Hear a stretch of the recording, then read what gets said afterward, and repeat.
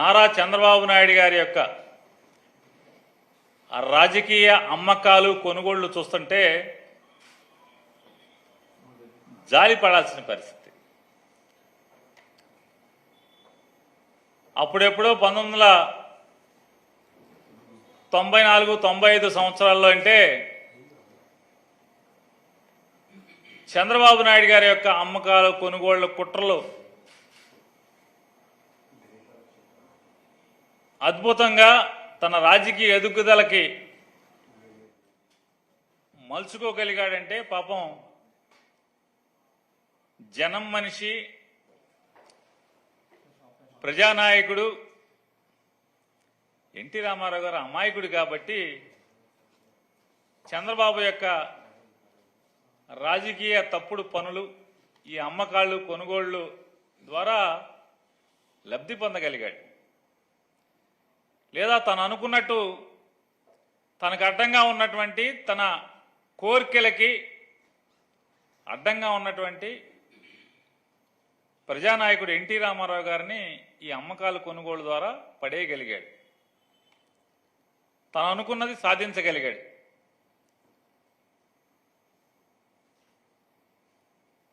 తన రాజకీయ దుర్నీతి ఎత్తుగడలు పారించగలిగాడు.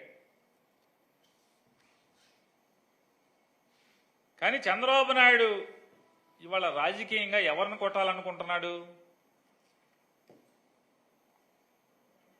జగన్మోహన్ రెడ్డి గారు ఎన్టీ రామారావు గారి లాగా అమాయకుడు కాదు.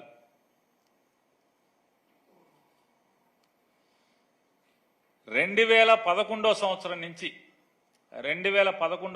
నుంచి నారా చంద్రబాబు నాయుడు అనేటువంటి తెలుగుదేశం పార్టీ అంతర్జాతీయ అధ్యక్షుడు, అప్పుడేమో రాష్ట్ర అధ్యక్షుడు, ఇప్పుడు అంతర్జాతీయ అధ్యక్షుడు. ఆయన 2011 సంవత్సరం నుంచి వెనకటికి గజనీ మహమ్మద్ లాగా జగన్మోహన్ రెడ్డి గారిని రాజకీయంగా తొలగించటానికి, నిర్వీర్యం చేయటానికి, రాజకీయాల నుంచి తోసేయటానికి, తనకెక్కడ అడ్డంకిగా మారి తనకు మొగుడవుతాడేమో అని చెప్పని భయంతో ఆ రోజు ఉన్నటువంటి కేంద్రంలో అధికారం ఉన్న పార్టీని,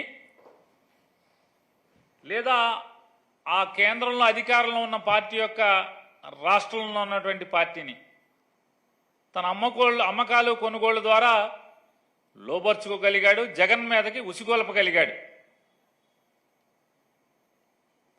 జగన్మోహన్ రెడ్డి గారిని తప్పుడు కేసులు పెట్టించి 16 మాసాలు జైల్లో వేయించగలిగాడు. కానీ అక్కడితో జగన్మోహన్ రెడ్డి గారేమి రాజకీయాల నుంచి చంద్రబాబు నాయుడికి అడ్డంకిగా పక్కకి పారిపోలా. గోడ కొట్టిన బంతిలాగా ఎగసిపడి అప్పుడే పుట్టినటువంటి చిన్న పార్టీ ద్వారా రాష్ట్రంలో 175 సీట్లకు గాను చంద్రబాబు నాయుడు, పవన్ కళ్యాణ్, భారతీయ జనతా పార్టీ, మోడీకి ఉధృతమైన వేవ్. ఆ స్థితిలో 67 సీట్లతో ఒక పెద్ద శక్తిగా చంద్రబాబు నాయుడు కళ్ళ ముందు అవతరించాడు. అయినప్పటికీ కూడా ఆయనకి మతిమరుపు ఎక్కువ, లేదా కుట్రల్లో అలవాటు అయిపోయినటువంటి వ్యవహారం.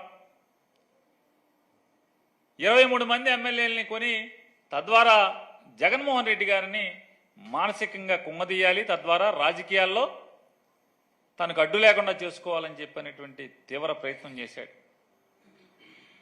ఎవరిని రాజీనామా చేయించకుండానే వైఎస్ఆర్ కాంగ్రెస్ పార్టీ గుర్తు మీద, ఫ్యాను గుర్తు మీద గెలిచిన 23 మందిని యథాతథంగా ఎమ్మెల్యేలని తనలో కలుపుకుని కండువాలు కప్పి, వారిలో 4 ఫ్యాను గుర్తు మీద గెలిచిన వారికి సాక్షాత్తు గవర్నర్ దగ్గర మంత్రులుగా ప్రమాణ స్వీకారం చేయించినటువంటి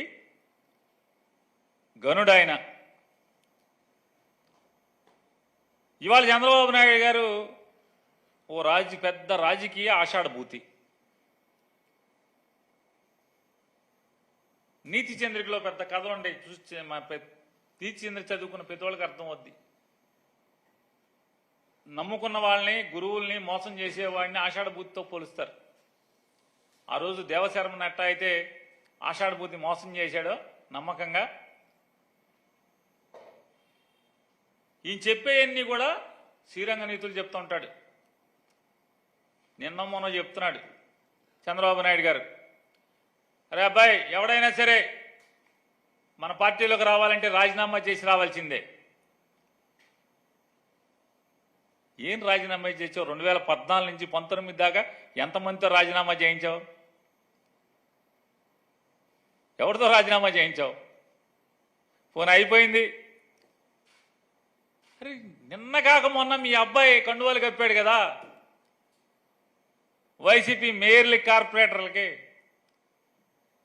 ఇంకెవడెవడో మీ వాళ్ళే మీ పార్టీ ప్రెసిడెంట్లు కండువాలు కప్పారు కదా వైజాగ్ కార్పొరేటర్లకి, బెజవాడ కార్పొరేటర్లకి, ఆడికి ఈడికి. వాళ్ళు రాజీనామాలు చేయక్కర్లేదా? ఏ పార్టీ మీద గెలిచారు? ఇండిపెండెంట్ గెలిచారా? ప్రకాశం జిల్లా ఒంగోలు మేయరు ఏ పార్టీ? రాజీనామా చేశారా? మరి కండువా ఎట్ట కప్పావు? అంటే ఎంత తప్పుడు మాటలు మాట్లాడతాడో, అవకాశవాద రాజకీయాలు చేస్తాడో, చేసే పనులు తప్పుడు పనులు చేస్తూ చీకట్లో పగలు ఎంత నీతి వాక్యాలు మాట్లాడతాడో చంద్రబాబు నాయుడు గారు. ఇవన్నీ ఉదాహరణలే కదా మన కళ్ళ కట్టినట్టు. పోనీ పాత ఎప్పుడో 2014, 19 లేకపోతే 2014 ముందో కాదు కదా ఇది. పట్టుమని నెల కూడా 30 రోజులు కూడా అవ్వలేదు, మాసం కూడా అవ్వలేదు కదా.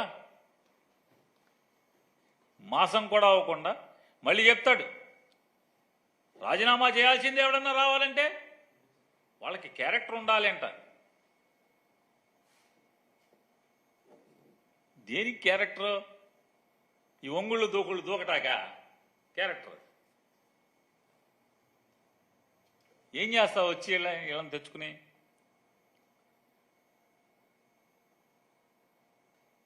అప్పుడు కూడా పట్టుకుపోయావు 3, 4 ఎంపీలని లోక్సభలో గెలిచిన వాళ్ళని. ఏం చేసుకుంటావు? కూర వండుకుంటావా? జగన్మోహన్ రెడ్డి గారినా నువ్వు కొంగ తీసేది వీళ్ళందరిని చేర్చుకుని? ఎవరైతే నువ్వు చెప్పేటువంటి నీతి సూత్రాలు, శ్రీరంగ నీతులు, క్యారెక్టర్ బాగుండాలి, క్యారెక్టర్ బాగుండి రిజైన్ చేసిన వాళ్ళని తీసుకుంటాం. నువ్వు ఎంతమందిని తీసుకున్నా జగన్మోహన్ రెడ్డి గారిని రాజకీయంగా అంగుళం కూడా కిందకి దించలేవు. పదవులు ఉంటా ఉంటాయి, వస్తూ ఉంటాయి, పోతూ ఉంటాయి. చంద్రబాబు నాయుడు ఓడిపోలేదా? ముఖ్యమంత్రిగా పోలేదా? ఓడిపోలేదా? ఎన్టీ రామారావు గారు ఓడిపోలేదా? ఎన్టీ రామారావు ప్రభుత్వం పడిపోలేదా? నీ ప్రభుత్వాలు పడిపోలేదా? 2004లో ఓడిపోయి 2009లో ఓడిపోలేదా చంద్రబాబు నాయుడు? ప్రభుత్వంలో పడినంత మాత్రాన రాజకీయంగా ఏం జరుగుతుంది? నువ్వు మళ్ళీ 14లో ముఖ్యమంత్రి అయ్యావుగా. ఏనాడైనా చంద్రబాబు నాయుడు ప్రభుత్వంలోకి రావాలంటే ఎవడొకడిని కలుపుకోవాల్సిందే. ఒంటరిగా అన్న జన్మలో ఎన్టీ రామారావు గారిని కుట్ర చేసేప్పుడు ఒంటరిగా చేయలేకపోయాడు, ఒంటరిగా పడేలా. ఎన్టీ రామారావు పిల్లల్ని, కొడుకుల్ని, కూతుళ్ళని, తోడళ్ళని వీళ్ళందరినీ కలుపుకునే ఆ రోజు ఎన్టీ రామారావు గారిని కుట్రతో పడేయగలిగావు. లేదా మళ్ళీ 99లో మళ్ళీ ఎన్నికల్లో వాజ్పేయి గారిని భుజం మీద కూర్చోబెట్టుకుని, మెళ్ళ మీద కూర్చోబెట్టుకుని మళ్ళీ ప్రభుత్వంలోకి రాగలిగావు. మళ్ళీ 2014లో కూడా పవన్ కళ్యాణ్ గారి మెళ్ళ మీద, మోడీ మెళ్ళ మీద ఎక్కే గవర్నమెంట్లోకి వచ్చావు. మళ్ళీ నిన్నగాక మొన్న కూడా అంతే కదా, మోడీ గారి మెళ్ళ మీద, పవన్ కళ్యాణ్ మెళ్ళ మీద కూర్చునే కదా నువ్వు ఇప్పుడు ఊరేగుతున్నది. నీకు కావాలి ఎవడన్నా సాయం నువ్వు గెలవాలంటే. జగన్మోహన్ రెడ్డి గారికి జనం సాయం ఒకటే. ఈ ఒంగుళ్ళు దూగుళ్ళు బ్యాచి, జంపు జిలానీలు ఎవడు అక్కర్లా జగన్మోహన్ రెడ్డి గారికి. జగన్మోహన్ రెడ్డి గారు తయారు చేసిన వాళ్లే నువ్వు ఎవరైతే కొనుక్కెళ్తున్నావో, ఈ కొనుక్కెళ్లే మనుషులందరూ కూడా జగన్మోహన్ రెడ్డి గారు తయారు చేసిన మనుషులే తప్పితే వాళ్ళ వారికి ఏ అర్హత ఉందని తీసుకెళ్తున్నావు? అర్హత లేకుండా ఎవరిని తీసుకెళ్తలేదు కదా. ఏ పదవి లేకుండా ఎవరిని తీసుకెళ్ళావా? పదవి ఉన్నోడిని తీసుకెళ్తావు. ఆ పదవి ఇచ్చినోడు ఎవడు? వీళ్ళకి జగన్మోహన్ రెడ్డి గారే కదా వాళ్ళకి పదవి ఇచ్చింది. కాబట్టి ఈ కొనుగోళ్లు రాజకీయాలు, తప్పుడు రాజకీయాలు జగన్మోహన్ రెడ్డి గారిని ఎక్కడా కూడా కుంగదీయలేవు. ఖచ్చితంగా 2029కి ప్రజలు ఏ రకంగా మీ మీద తిరుగుబాటు చేస్తారో చూద్దరు. కానీ ఎన్ని మోసాలు చేశారు, ఎన్ని హామీలు ఇచ్చి ఏ రకంగా ప్రజల్ని నట్టేట ముంచారు, అరచేతిలో వైకుంఠం చూపించి ప్రజల్ని ఇప్పుడు ఏం నాకిస్తున్నారో మీరందరూ ప్రజలు చూస్తున్నారు. ఊరుకుంటారా? కాబట్టి ఎంతమందిని మీరు తీసుకెళ్ళినా రాజీనామాలు ఎందుకు చేయిస్తున్నావో తెలీదా? ఆయన ఏమన్నా సతీష్ ఎవరు? రేపు రాజ్యసభలోకి ఎవరి టికెట్లో వస్తున్నాడు, ఎందుకు వస్తున్నాడు, ఎలా వస్తున్నాడు కూర్చున్న విలేకరులందరికీ తెలుసు. నీ ముందు కూర్చున్న విలేకరులకు తెలుసు. లేదా ఢిల్లీలో వాళ్ళ ప్రెస్ మీట్లో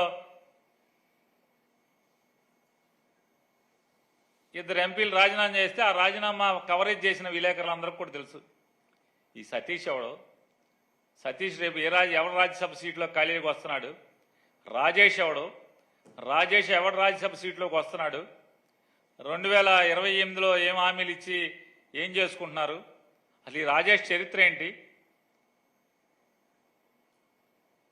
లేపు ఇంకో జయదేవ్ ఎట్టా వస్తాడు? ఇవన్నీ ఎవడ అమాయకుడు కాదు. పిల్లి దొంగతనంగా దూరి, వంటింట్లో దూరి దొంగతనంగా కళ్ళు మూసుకుని పాలు తాగినంత మాత్రాన ఈ లోకం చూడలేదు, ఈ సమాజం చూడలేదు అనుకుంటే దాని పిచ్చితనం, ఆ పిల్లి పిచ్చితనం అది. కాబట్టి చంద్రబాబు నాయుడు ఎందుకు ఈ కొనుగోళ్లు డ్రామా చేస్తున్నాడు, ఈ రాజీనామాలు డ్రామా చేస్తున్నాడు? ఈ రాజీనామాల ద్వారా వచ్చేటువంటి ఖాళీల్లో ఏ కృష్ణుడిని పంపిస్తున్నావు?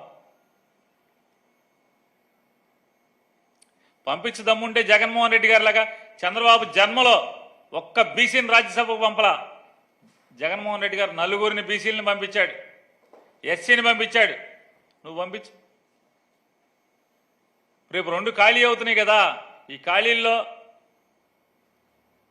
అదే సామాజిక వర్గాలను పంపించు. భారత రాజకీయ చరిత్రలో రాజ్యసభ పుట్టిన తర్వాత ఒక మత్స్యకారుడు రాజ్యసభలోకి అడుగుపెట్టాడంటే జగన్మోహన్ రెడ్డి గారి నిర్ణయంతో మాత్రమే అడుగుపెట్టాడు. నువ్వు పెట్టించు. ఇటువంటిదేమన్నా ఒకటి చేయి. ఎవడికి తెలీదు నీ రాజీనామాలు, నీ కొనుగోళ్లు, నీ అమ్మకాలు, ఈ తప్పు డ్రామాలు? ఏం కర్మ కాలిందని? 164 మంది ఎంతమంది ఉన్నారు కదా, ఏం కర్మ కాలింది? ఏం కావాలి? ఎందుకు ఈ తప్పుడు రాజకీయాలు?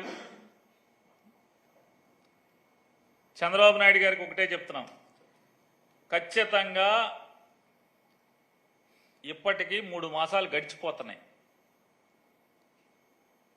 ప్రజలకిచ్చిన హామీల్ని నెరవేర్చే దాని మీద ఏమాత్రం దృష్టి లేదు. కానీ ఈ అమ్మకాలు, కొనుగోళ్లు, ఈ తప్పుడు రాజకీయాలు, కుట్ర రాజకీయాలు, దీని మీద మాత్రమే ప్రత్యేకమైన పరిపాలన మీద దృష్టి లేదు, హామీల మీద దృష్టి లేదు, ప్రజల బాగోగుల మీద దృష్టి లేదు. ఏంటి అంటే ఉన్న మంత్రుల్లో లింగిలిటికమంట ఒక మంత్రి గారు అయిన దానికి కాని దానికి ఏదో ఒకటి వచ్చి వాగటం తప్పితే ఈ రాష్ట్రంలో ప్రతిరోజు ఎక్కడో అక్కడ ఆ సంవత్సరం లేదా 6 ఏళ్ల పసికందు దగ్గర నుంచి 5 పదుల ఆడ మనిషి వరకు కూడా వదలకుండా మాన ప్రాణాలను హరిస్తున్నటువంటి ఆంధ్రప్రదేశ్ రాష్ట్రంలో జరుగుతుంటే దాని శాఖ మంత్రి పట్టించుకున్న పాపాను పోవం. రాజకీయాలకు మాత్రం తగుదనమ్మా అని ముందుకు వచ్చేసేసి రోజు అదే పని. అసలు ఉద్యోగం మానేసి, అసలు ఉద్యోగం ఏంటి? ఈ రాష్ట్రంలో శాంతి భద్రతలను కాపాడాలి, ఆ ఉద్యోగం లేదు. సమాచార శాఖ మంత్రిలాగా రోజు ప్రెస్ మీట్లు. జగన్మోహన్ రెడ్డి గారిని మనోడు, ఎట్టా నీవోడు జగన్మోహన్ రెడ్డి గారు మనోడంట. ఎట్టా ఎందుకు అంటే మనోడు అనేది ఎప్పుడు వస్తుంది? 2013లో కార్పొరేటర్ టికెట్ ట్రై చేశాం కదా వైసీపీలో, విశాఖపట్నంలో కార్పొరేటర్ సీటు కోసం ట్రై చేశాం కదా జగన్ దగ్గర. అందుకని మనోడా? ఎట్టా మనోడు? నోటికి అద్దు పొద్దు శుద్ధి ఉండాలి కదా. ఇదివరకులా కాదు కదా గాలితనంగా మాట్లాడటానికి. వాళ్ళ మంత్రిం కదా మనం. పులివెందుల ఎమ్మెల్యే మనోడు. ఈ చంద్రబాబు నాయుడు 2019 నుంచి 24 దాకా కుప్పం ఎమ్మెల్యే కాదేంటి? కుప్పం ఎమ్మెల్యేనేగా. మనం ఎవరం? 2019లో కొవ్వూరులో ఓడిపోయిన అభ్యర్థి కదా. కనీసం వాళ్ళ పులివెందుల ఎమ్మెల్యేగా ఉన్నాడు జగన్మోహన్ రెడ్డి. కాబట్టి చంద్రబాబు నాయుడు గారి మంత్రివర్గంలో మంత్రులు కూడా ఎట్ట తయారయ్యారో చూస్తున్నాం. ప్రజల బాగోగులు లేవు. ప్రజల బాగోగులు ఎవడు పట్టించుకునేవాడు లేడు. జగన్మోహన్ రెడ్డి గారు ప్రభుత్వంలో ఏదైనా ఫ్యాక్టరీలో యాక్సిడెంట్ జరిగితే బజారుకి ఎక్కి ఇష్టం వచ్చిన మాట్లాడినటువంటి చాలామంది మంత్రులు, ఇవాళన్న మంత్రులు. వాళ్ళు క్విక్ యాక్ట్ మంటారు. ఏంటంటే నేను నోరిప్పితే ఫ్యాక్టరీలు మూసేస్తారు. మరి అప్పుడన్నా మామూలుగా ఫ్యాక్టరీలు మనం తెరుచుకుంటారేంటి? అప్పుడన్నా ఇవాళ వీళ్ళు ప్రజలకేమీ చేసేది లేదు, ఈ రాష్ట్రానికి చేసేది లేదు. జగన్మోహన్ రెడ్డి కాలంలో ఏదైతే ఫ్యాక్టరీలకు వచ్చినాయో వాటిని ఓపెనింగ్లు చేసుకోవటం, జగన్మోహన్ రెడ్డి గారు మొదలుపెట్టి కొనసాగించుకోవటం, అవి మేము చేస్తున్నామని చెప్పుకోవటం తప్పితే ఈ రాష్ట్ర ప్రజల గురించి, ఈ రాష్ట్రం గురించి లేదు. కానీ ఈ తప్పుడు రాజకీయాలు, కొనుగోలు రాజకీయాలు, అవి కొని ఏం చేయాలి, ఎవడికి పంచాలి, ఎవరితో కొనిపించాలి, పెట్టుబడి ఎవరితో పెట్టించాలి, ఎట్టా సొమ్ము చేసుకోవాలి, ఎట్టా ఢిల్లీలో బేరం మాట్లాడుకోవాలి, రాజ్యసభ సీట్లు పెంచుకుని ఢిల్లీలో బేరం మాట్లాడుకోవాలి. అయ్యో పనులకి వీటికి తప్పితే ఏముంది?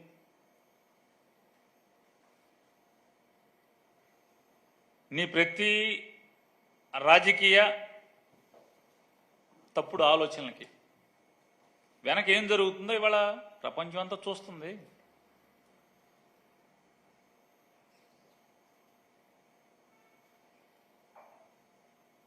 జగన్మోహన్ రెడ్డి గారి ఆలోచన మేరకు, తన ఆశయం మేరకు పుట్టినటువంటి పార్టీ వైఎస్ఆర్ కాంగ్రెస్ పార్టీ. రాజశేఖర రెడ్డి గారి ఆలోచనల్ని, ఆశయాల్ని కొనసాగించడం కోసం ఏర్పాటు చేయబడింది వైఎస్ఆర్ కాంగ్రెస్ పార్టీ. జగన్మోహన్ రెడ్డి గారి యొక్క కష్టం, జగన్మోహన్ రెడ్డి గారి యొక్క ప్రజల్లో మమేకమయ్యే ఏకైక లక్షణంతోనే పార్టీ అంటే ప్రభుత్వం ఏర్పాటు చేయని, లేదా ప్రతిపక్షం 67 ఎమ్మెల్యేలతో ప్రతిపక్షంలో ఉన్నాయి, ఏదున్నా వైఎస్ఆర్ కాంగ్రెస్ పార్టీ పడినా లేచినా జగన్తోనే. అది ఖచ్చితంగా రేపు 2029 కూడా జగన్మోహన్ రెడ్డి గారిని నమ్ముకునే ఈ పార్టీలో ఉన్నటువంటి కార్యకర్తలు, నికార్సైన కార్యకర్తలు 29లో ఈ కూటమి ప్రభుత్వాన్ని కోకటి వేళతో సహా లేపి వైఎస్ఆర్ కాంగ్రెస్ పార్టీ ప్రభుత్వాన్ని ఏర్పాటు చేయడం అనేదానికి ఖచ్చితంగా జరుగుతుంది. మీరు ఎంతమందిని కొనుక్కెళ్ళినా, ఎంతమందితో చేతులు మార్పిచ్చి ఆ మనుషులకి ఈ పదవులు అప్పచెప్పినా చూద్దాం. 2 బీసీలతో నువ్వు రాజీనామా చేయించావు చంద్రబాబు నాయుడు గారు. ఈ 2తో రేపు ఎవరిని ఎక్కిస్తావు? సతీష్, రాజేష్ ఎవరాళ్ళు? ఈ రాజీనామాల వెనక ఏమేం చేతులు మారినాయి, ఎంత మారినాయి ప్రతి విలేకరికి తెలుసు. ఆంధ్రప్రదేశ్ రాష్ట్రంలో ఉన్నటువంటి ప్రతి విలేకరికి, ఢిల్లీలో ఉన్న విలేకరులకు కూడా తెలుసు. కాబట్టి చంద్రబాబు నాయుడు గారికి అలవాటైన ఈ అమ్మకం కొనుగోళ్లలో ద్వారా వైఎస్ఆర్ కాంగ్రెస్ పార్టీని కానీ, జగన్మోహన్ రెడ్డి గారిని కానీ వేసమెత్తు కూడా మానసికంగా స్థైర్యాన్ని కుంగదీయలేవనేది ఇది హెచ్చరికగా చెప్తున్నాను.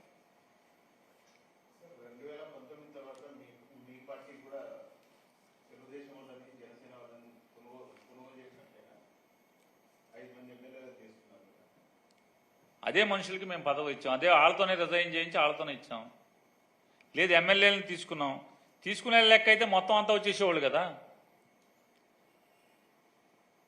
తీసుకునే లెక్క అయితే మొత్తం అంతా వచ్చేవాళ్ళు కదా అన్న.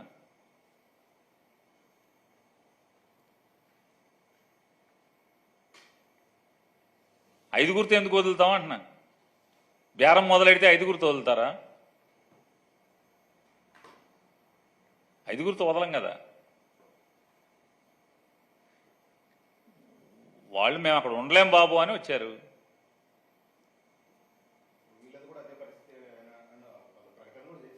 నేను అదే చెప్తున్నానండి. నేనేం చెప్తున్నానంటే నువ్వు ఏమన్నా చేసుకో, నువ్వేమన్నా చేసుకో, మీకు తెలుసు, మీకు తెలీదా ఈ సతీష్ ఎవరు? సతీష్ ఏం మాట్లాడాడు? రేపు సతీష్ రాజ్యసభకి నామినేషన్ ఎట్టా వేస్తాడు? ఏ పార్టీ తరపున వేస్తాడు? ఈ రాజేష్ ఎవడు?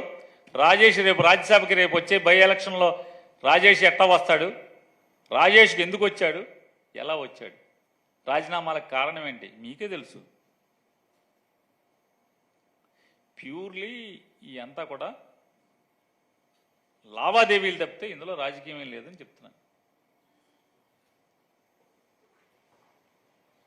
మా నుంచి వెళ్ళిపోయారు మీరు చెప్తున్నారు. ఇప్పుడు నన్ను అడిగారు ఏం జరిగింది? మోపుదేవి వెంకటరమణ గారికో లేకపోతే బేదా మస్తానరావు గారికో ఇక్కడ ఉండలేక వెళ్ళిపోవటానికి ఏముంది అని అడుగుతున్నాను. ఇక్కడ లేనిది అధికారం ఒకటేగా.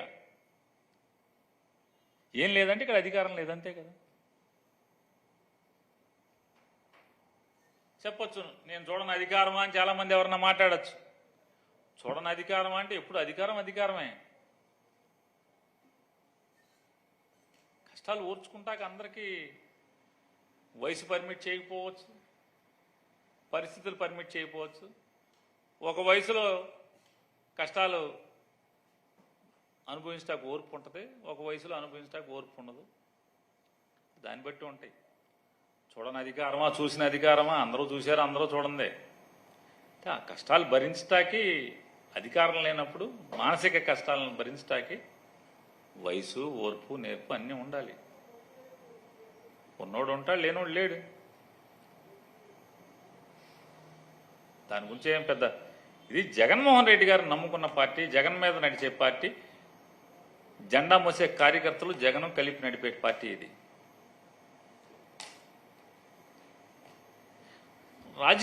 రాజకీయాల్లో అవకాశవాదం ఎప్పుడూ ఉంటుంది, లేకుండా ఎట్టా ఉంటుంది? మేము అధికారంలో ఉన్నా, చంద్రబాబు అధికారంలో ఉన్నా అవకాశవాదులు అటు ఇటు దూకేవాళ్ళు దూకుతూనే ఉంటారు. రాజకీయాల్లో అవకాశవాదం పెరుగుతూ వస్తుంది కదా, శాతం పెరుగుతుంది కదా. దానికి అంటే నేనేమంటున్నానంటే జగన్మోహన్ రెడ్డి గారిని జిమ్మిక్కులు చేసి లావాదేవీలు చేసి కుంగదీయలేరు, మీరు వైఎస్ఆర్ కాంగ్రెస్ పార్టీని ఏమీ చేయలేరు అని చెప్పి చంద్రబాబు నాయుడికి హితవు చెప్తున్నాం.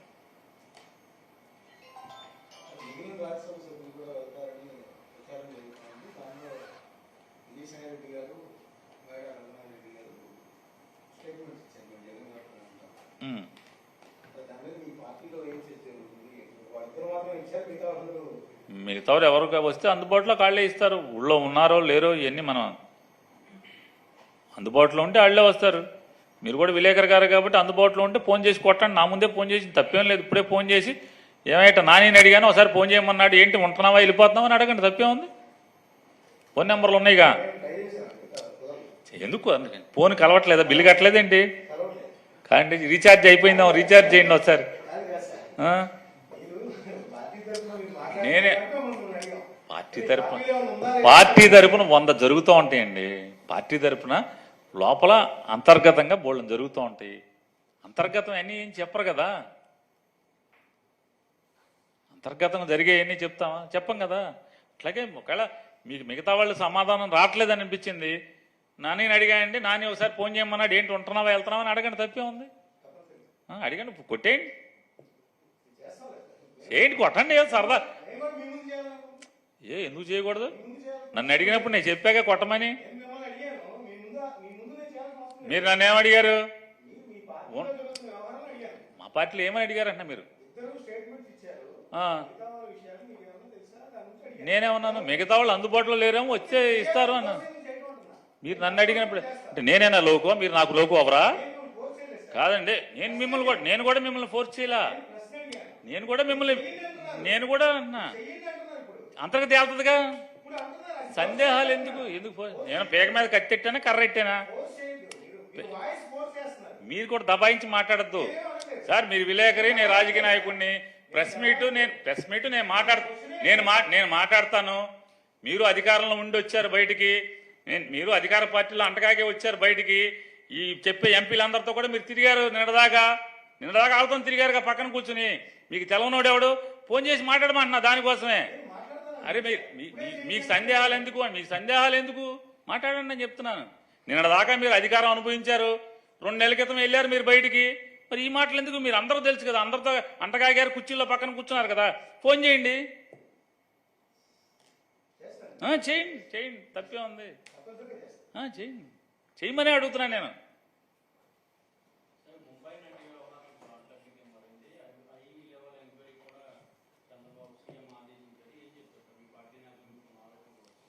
చివరికి చంద్రబాబు నాయుడు గారు అంటే ఆంధ్రప్రదేశ్ రాష్ట్ర ప్రస్తుత ప్రభుత్వం హైయెస్ట్ సర్క్యులేటెడ్ పేపర్ అని చెప్పుకునేటువంటి ఈనాడు పేపరు, సంచలనాల్ని రేకెత్తించేటువంటి పేపరు, టీవీ ఛానళ్ళు, TV5, ABN, ఆంధ్రజ్యోతి, వీళ్ళందరూ ఒక కేసుని టేకప్ చేశారు. ఏంటి ఆ కేసు టేకప్ చేశాయంటే, ఒక ఆడకూతురు గురించి నోటితో చెప్పకూడనటువంటి అభియోగాలు ఉన్నటువంటి అనేక కేసులు, లెక్కకి మిక్కిలి కేసులు ఉన్నటువంటి ఒక ఆడపడుచుని, ఆవిడని ఒక ప్రధాన పాత్రగా పెట్టి ఇక్కడ కొంతమంది పోలీస్ అధికారుల మీద తప్పుడు కేసులు బనాయించే ప్రయత్నంలో భాగమే మనం 4 రోజులు 5 రోజులుగా చూస్తున్నటువంటి డ్రామా ఇది. కొంతమంది IPS అధికారుల మీద FIR దాఖలు చేయడం కోసం నడిపేటువంటి డ్రామానే చంద్రబాబు దగ్గర నుంచి, చంద్రబాబుతో మొదలై మళ్ళీ చంద్రబాబు దగ్గరే అంతం. ఆయనే గెలుతాడు. ఆయన ప్రేరణ తీసుకుని ఒకేసారి ఒకే రోజు ఈనాడు, ఆంధ్రజ్యోతిలో ఒకే రోజు పెద్ద పెద్ద వార్తలు అచ్చవుతాయి. 2014లో నామినేషన్ వేసి వెళ్ళిపోయినటువంటి ఒక ఆయన, 2014లో అసెంబ్లీకి నామినేషన్ వేసి వెళ్ళిపోయిన ఆయన మళ్ళీ ఏ రోజు పార్టీ గుమ్మం ఎక్కలేదు, పార్టీ ఏ రోజు మాట్లాడలేదు ఆయనతో. ఆయన మాకు అంటగడతారు. డైరెక్ట్గా ఎందుకు మాట్లాడరు? అతనితోనే మాట్లాడుకోండి మీరు వెళ్ళి. వైఎస్ఆర్ కాంగ్రెస్ పార్టీకి ఏం సంబంధం? పోనీ ఈ ఇన్వెస్టిగేషను, ఈ కేసు పూర్వాపరాలు జరిగింది ఎప్పుడు? ఎలక్షన్ కమిషన్ ఉండగా.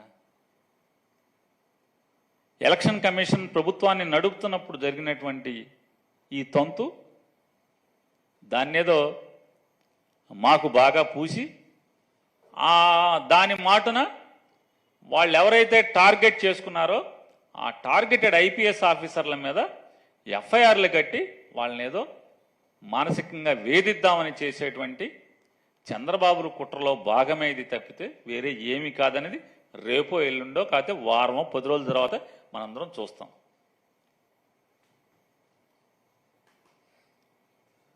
మొత్తం భారతదేశంలో, ఉత్తర భారతదేశంలో ఎన్ని రాష్ట్రాల్లో ఉంటే అన్ని రాష్ట్రాల్లో FIRలు ఉన్నట్టుగా చూసుకోండి. ఉన్నాయి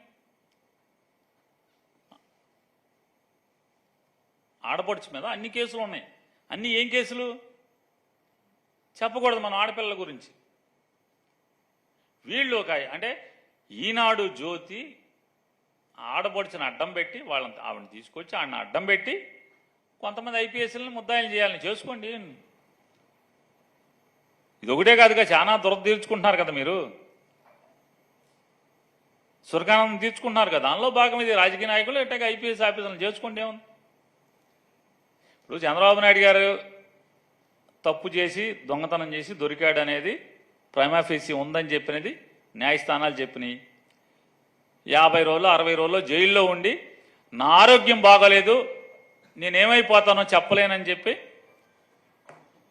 చంద్రబాబు నాయుడు గారి కొడుకు ఢిల్లీ అక్కడికి ఇక్కడికి వాళ్ళ పెద్దమ్మని తీసుకుని వెళ్ళి పైరువీలు చేసుకుని నా ఆరోగ్యం చెడిపోయింది నా ప్రాణాలను కాపాడుకుంటాకి బెయిలిమ్మని బయటకు వచ్చినటువంటి పరిస్థితులు మనం చూసాం. ఆయన తప్పు చేశాడనేది ప్రైమా ఫేసి ఉందని చెప్పి న్యాయస్థానాలు కూడా బెయిల్ ఇవ్వలేదు ఆయనకి. ఆ కేసు నా మీద ఎవరెవరైతే పోలీసులు ఉన్నారో వాళ్ళందరినీ కూడా జైల్లో వేయాలని చెప్పని రెడ్ బుక్ డైరీ యొక్క ఆలోచనల మేరకే ఇవన్నీ తప్పుడు కథనాలు ఇవన్నీ. వైఎస్ఆర్ కాంగ్రెస్ పార్టీకి ఏం సంబంధం? 2024 ఏప్రిల్లో వైఎస్ఆర్ కాంగ్రెస్ పార్టీకి, మార్చి ఏప్రిల్లో వైఎస్ఆర్ కాంగ్రెస్ పార్టీకి ఏం సంబంధం? మా గోళ్ళ మేముంటే, ఎవడి గోళ్ళ మేముంటే